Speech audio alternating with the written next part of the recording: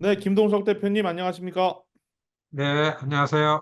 네, 자 이제 독립기념일 연휴가 지난 시점입니다. 그런데도 바이든 대통령에 대한 사퇴 논란이 수그러들지 않고 있습니다. 바이든 대통령은 이제 의회에 서한까지 보내서 본인이 완주하겠다 거듭 강조를 하고 있는 모양새고 또 이제 질 바이든 여사까지 어떻게 설득을 좀 바라는 이런 목소리도 좀 있었던 것 같은데, 질 바이든 여사의 역할, 기대하는 바는 좀 있었죠.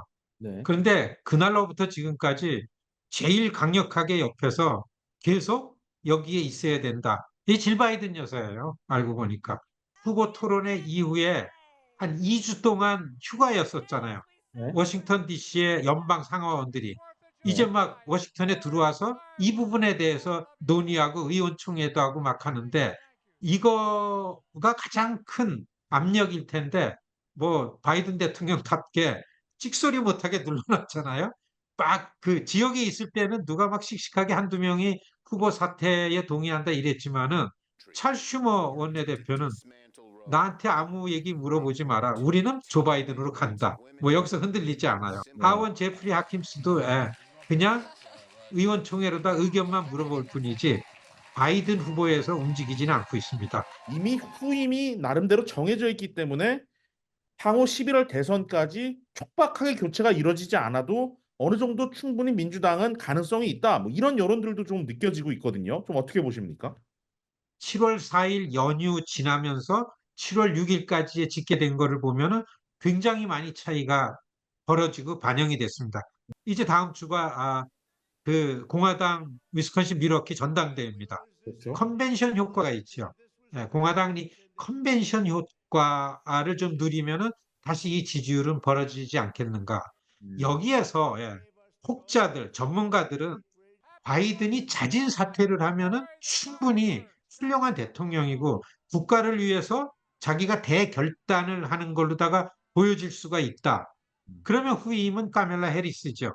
어쩌면은 그런 구국의 결단을 하는 바이든 후보가 미러키 컨벤션 끝나고 이 컨벤션 효과가 막 일어날 때에 만일에 그때 바이든이 나 진짜 몸이 좀 그렇기 때문에 국가를 위해서 내가 대통령 후보를 사퇴하겠다라고 꽝 이렇게 발표를 하면은 공화당이 노리는 컨벤션 효과라는 거는 이제 없어지는 거죠. 사라질 수 있겠군요. 혹자 어쩌면 바이든이 그런 결단을 할 수 있지 않을까? 그걸 기대해 보지 않을까? 이런 얘기가 있는데 저 개인적으로는 5%도 안 됩니다. 그런 확률이.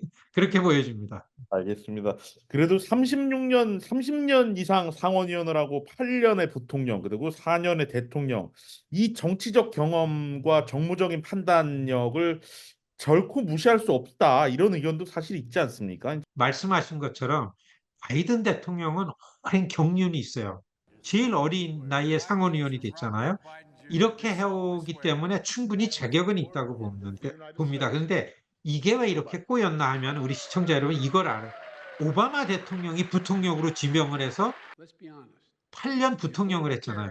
그렇죠. 그럼 그 다음에는 누가 봐도 대통령 민주당 후보는 조 바이든입니다. 그렇죠. 근데 그렇게 안 됐죠. 오바마가 힐러리를 내세우는 바람에 앵한 겁니다. 조 바이든 대통령이. 그래서 어떻게 해서든지 가야 되겠다. 그리고 성공하면 나 두 번 꼭 해야 되겠다. 이런 게 속으로 있다 그래요. 힐러리의 이 권력욕, 이것 때문에 오바마를 엔도스하면서 다음번에 나다. 이 약속 때문에 그 조 바이든을 그 오바마가 섬기고 달래면서 2016년에 힐러리를 후보로 냈죠. 네. 많은 사람들은 그때의 현직 부통령이 조 바이든이 나와서 트럼프하고 싸웠으면은 오히려 힐러리가 지는 그런 역사적인 굉장히 큰 어려움을 당하는 참패는 없었을 거라는 이런 게 있죠. 자, 민주당이 이렇게 내용을 겪고 있는 동안 이제 공화당은 대통령 후보를 선출하는 전당대회가 이제 일주일이 채 남지 않았습니다. 자, 이번 전당대회의 공화당의 주요 관전 포인트 좀 설명해 주십시오. 2016년 트럼프의 전당대회 때는 어설프게 좀 했습니다. 저도 거기 fully 참가를 했었죠.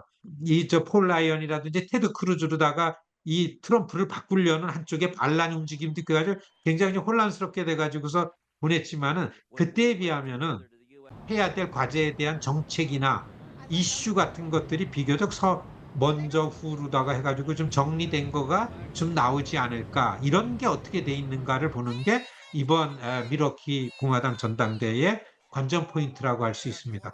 다음 주 공화당 전당대회 미러키에 이제 김동석 대표님도 가실 예정이시죠? 가시게 되면 그렇습니다. 예. 어떤 부분을 좀 현장 분위기에서 어떤 부분들을 가장 좀 이렇게 주의 깊게 보실 생각이신가요? 저 같은 이제 이 한인 정치 참여 운동을 하는 사람은 정책 브리핑을 하는 데에 다니면서 아시안 그룹들하고 같이 연대해서 면밀하게 보고 그다음에 그런 정책의 중심에 있는 현직 의원들이나 전문가들을 만나 가지고 이제 안면을 트고서 네트워킹하고 네. 굉장히 중요하고 더 중요한 거는 우리 입양인 시민권 법안하거나 그다음에 한인 사회가 같이 지금 추진하는 E4 비자 법안 같은 그 우리 한인 사회가 공동으로 하는 법안 같은 거 네. 거기 가면 뭐 현직을 맘대로 만나니까 그거 네. 홍보도 하고 이거 꼭 해달라고 조르기도 하고 굉장히 중요한 시기입니다. 그런 활동으로 4박 5일 미로키에 다녀와서 어쩌면은 다음 방송 미로키에서 연결할 줄 모르겠는데요. 그렇게 참가를 할 겁니다. 알겠습니다. 대표님 오늘은 여기까지 하겠습니다. 나와주셔서 감사합니다. 네, 고맙습니다.